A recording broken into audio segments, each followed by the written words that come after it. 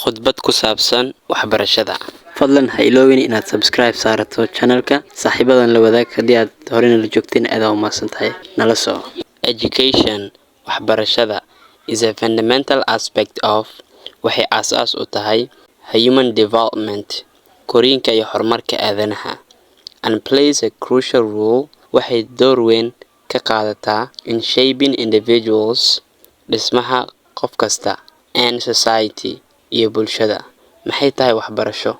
It's a process waa wadada of acquiring ee lagu helo knowledge, aqoon, skills, xirfado, values, qiyam, and attitudes iyo dhaqan wanaagsan that enable taasoo u suuragelisa individuals qof kasta to understand so u fahmo the world dunidan around them ee ku hogan xaaladaha ku xiran. Engaging inuu ka qayb qaato ama uu ku biiriyo critical thinking, fikirka tolmoon ee xaaladda lagu xaliyo, and contribute inuu ka saacido to betterment, wanaajinta of society ee bulshada. Education can take various forms. Wadada aqoonta lagu helo way badan yihiin, including waxay kala yihiin formal education, waxbarasho nidaamsan ama nidaam ku saleysan, provided taasoo laga helo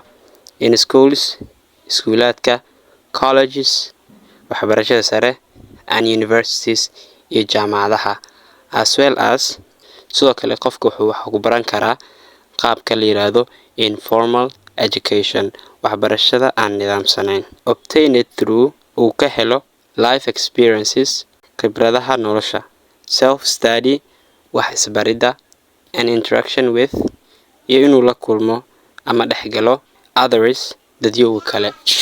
Education, waxbarashada, is a powerful tool.